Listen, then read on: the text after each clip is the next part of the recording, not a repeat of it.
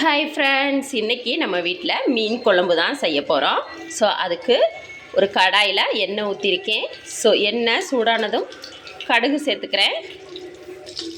கடுகு வெடிச்சிருச்சு. ஸோ இப்போ சின்ன வெங்காயமும் பூண்டும் ரெடியாக வச்சுருக்கேன், அதை போட்டுக்கலாம். அடுத்து கருவேப்பிலை, வெந்தயம். ஸோ அப்படியே கலந்து விட்டுடலாம்.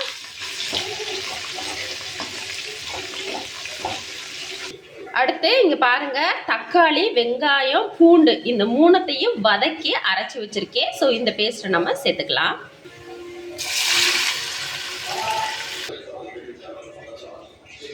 அடுத்து இது கூட கொஞ்சம் மிக்ஸி கழுவுன தண்ணி சேர்த்துக்கிறேன்.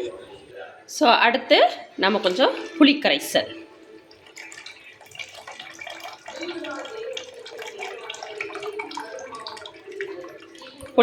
ஊற்றி கலந்து விட்டுருங்க. மஞ்சப்பொடி,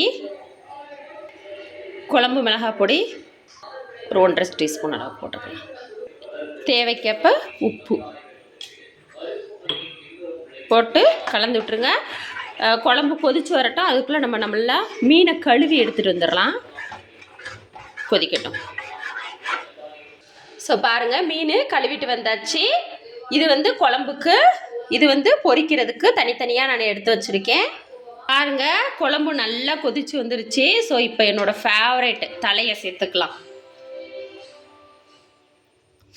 பாருங்க, 5 மீன் தலை சேர்த்தாச்சு. அடுத்து இந்த பாருங்க எப்படி இருக்கு பார்த்தீங்களா மீன்.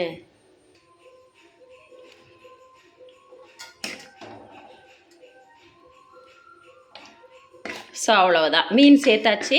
ஒரு மீன் சேர்த்துட்டு ஒரு 5 நிமிஷம் நீங்கள் கொதிக்க விட்டாலே போதும். மீன் 5 நிமிஷத்தில் வெந்துடும். ஸோ இது மறுபடியும் கொதிச்சு வரட்டும். அதுக்குள்ளே நம்ம தேங்காய் அரைச்சி ரெடி பண்ணிக்கலாம். தேங்காய் ஜீரகம் அரைச்சிக்கலாம். ஸோ இப்போ நம்ம தேங்காய் ஜீரகம் அரைச்சி வச்சுருக்கோம், அதையும் ஊற்றிடலாம். அவ்வளவுதான், குழம்பு ரெடி.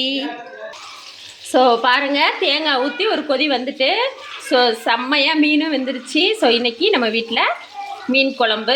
உங்கள் வீட்டில் என்ன ஸ்பெஷல் அப்படின்னு கமெண்ட் பண்ணால் மறக்காதீங்க. மீன் குழம்பு அது கூடவே இங்கே பாருங்கள் பக்கத்துலேயே பார்த்தீங்களா. மார்னிங்க்கு மட்டும் நான் ஃப்ரெஷ்ஷாக இப்போ மீன் பொரிச்சிருக்கேன். ஆஃப்டர்நூன் பொரிச்சுக்குவோம். ஸோ உங்கள் வீட்டில் என்ன ஸ்பெஷல்னு கமெண்ட்டில் ஷேர் பண்ண மறக்காதீங்க. நம்ம சேனலை சப்ஸ்கிரைப் பண்ணாதவங்களாம் உடனே சப்ஸ்கிரைப் பண்ணிடுங்க. பாய்.